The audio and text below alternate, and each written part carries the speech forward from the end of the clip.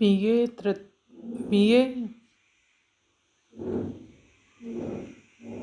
BA तृतीय वर्ष के बच्चों का हार्दिक स्वागत।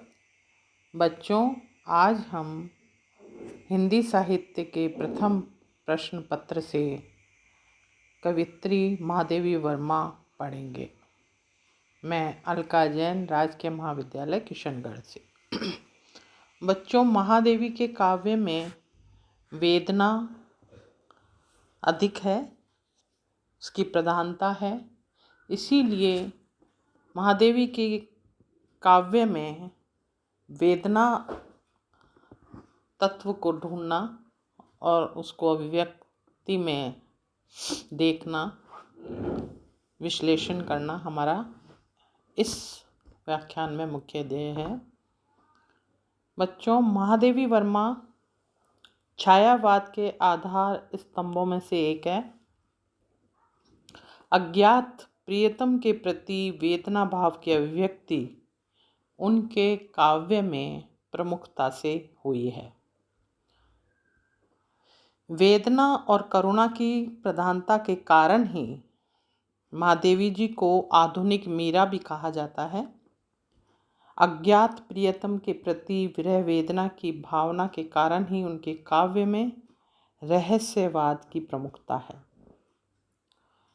उनकी मुख्य कृतियाँ निहार, रश्मि, नीरजा, सांध्य गीत और दीपशिखा में सर्वत्र वेदना व्याप्त है, जिसका संकलित काव्य ग्रंथ यामा है।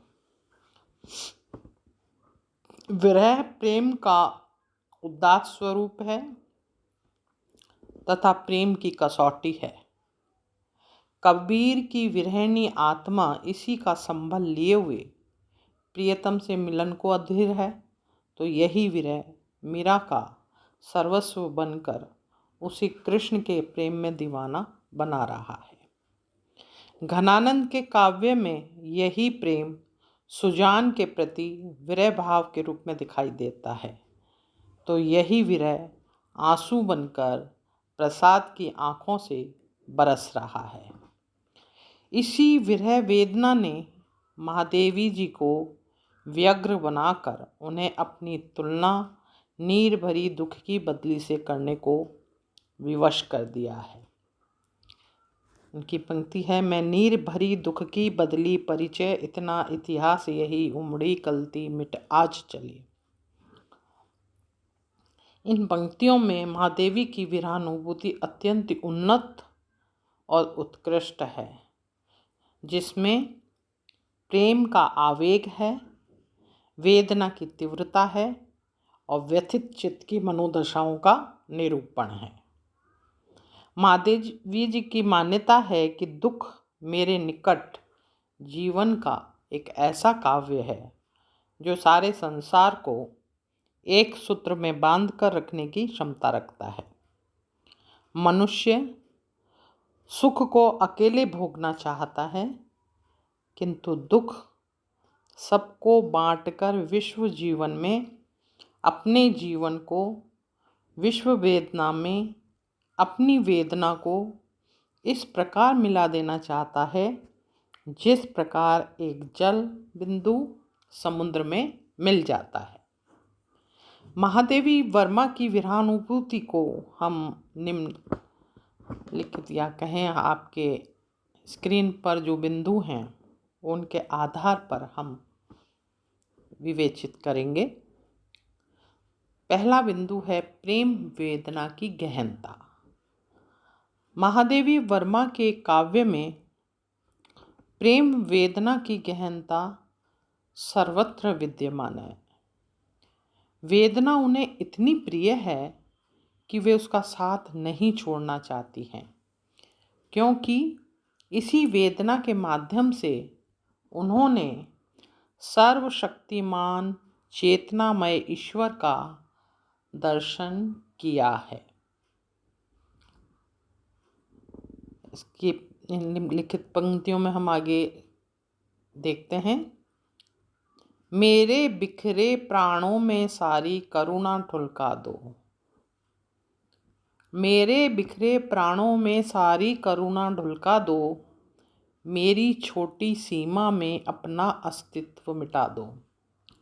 मेरी छोटी सीमा में अपना अस्तित्व मिटा दो, पर शेष नहीं होगी यह मेरे प्राणों की क्रीड़ा। तुमको पीड़ा में ढूंढा, तुम में ढूंढूंगी पीड़ा। इन पंक्तियों में जिस तरह महादेवी जी उन सर्वशक्तिमान चेतनामय ईश्वर को पीड़ा के साथ, वेदना के साथ, दर्द के साथ ढूंढना चाहती हैं। करुणा की प्रधानता।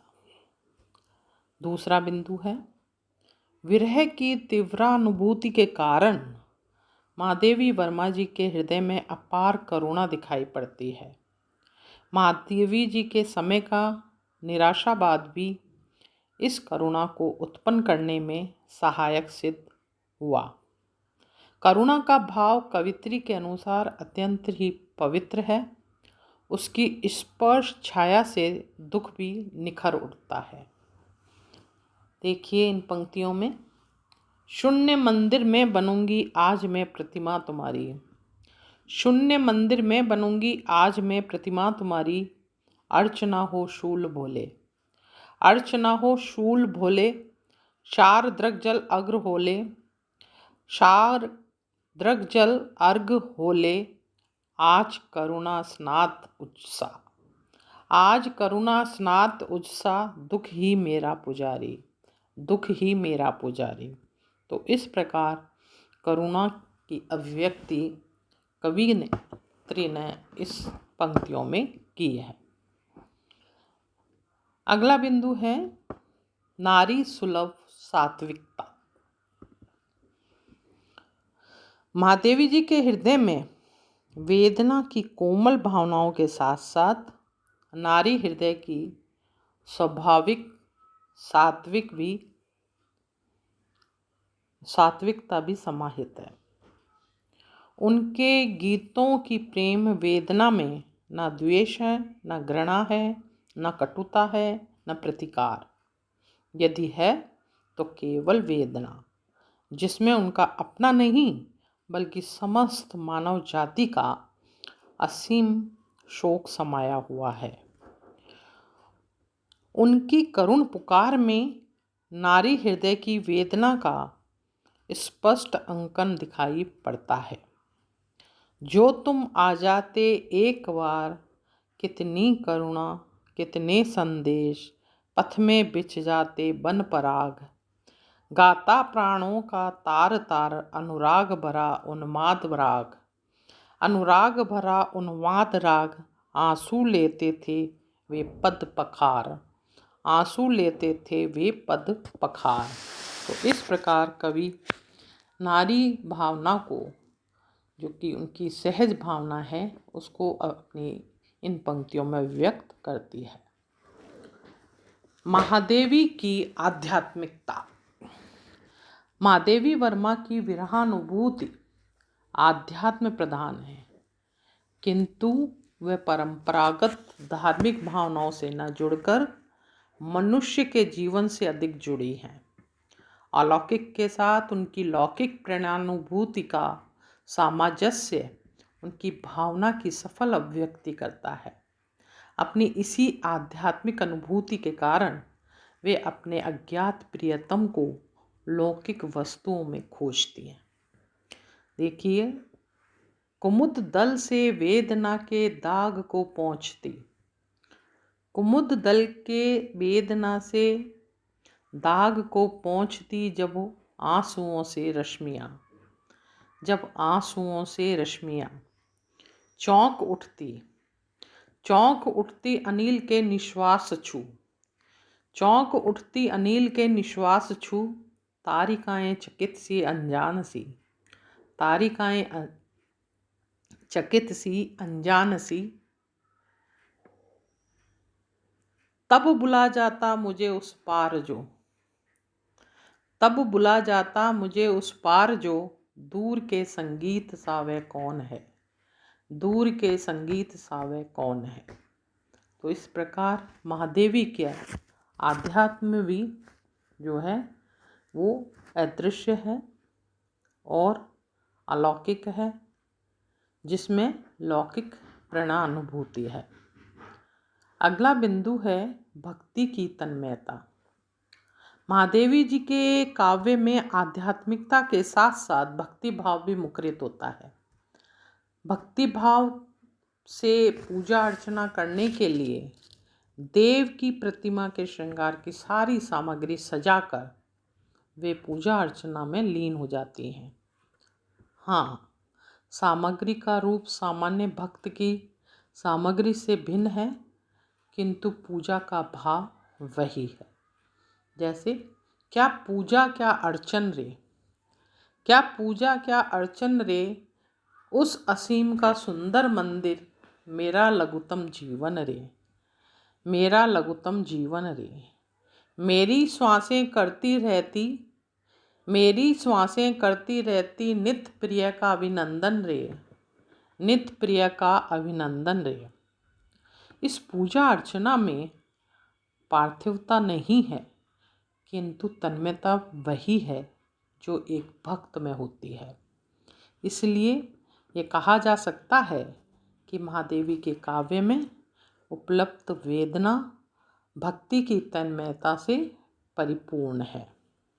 अगला बिंदु विरह वेदना की निरंतरता। महादेवी के काव्य में विरह भावना का अविरल प्रवाह है। उसमें नदी की तीव्र धारा के समान अजस्र स्रोत है। उनका हृदय सिंधु वेदना से निरंतर उद्वेलित होता रहता है।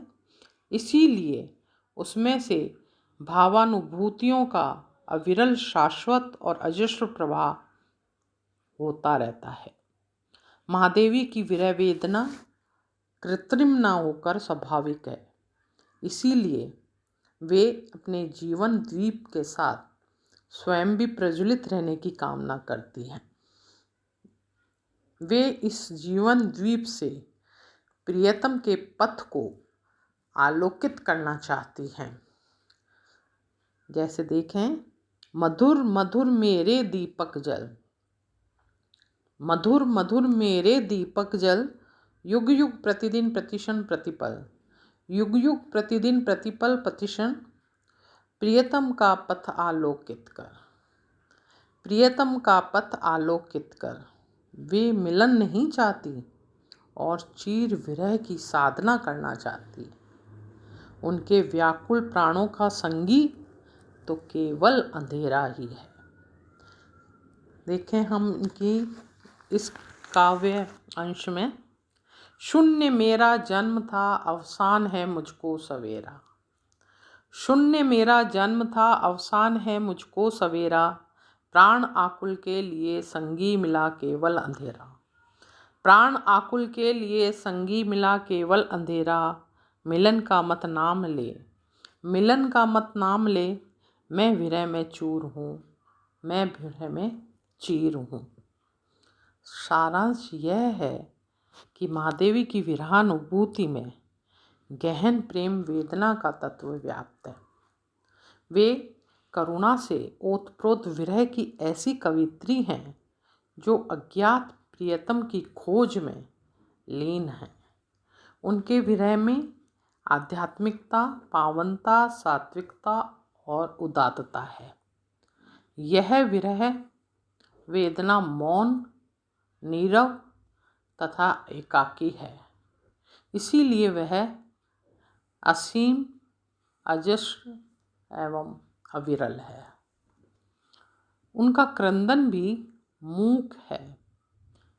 पंत जी ने उनकी विरह वेदना पर लिखा है कि वह तो वेदना के साम्राज्य की एक छत्र साम्राज्ञी है और कोई सुख उन्हें आत्मविस्मृत या आत्मतन्मय होने को नहीं चाहिए।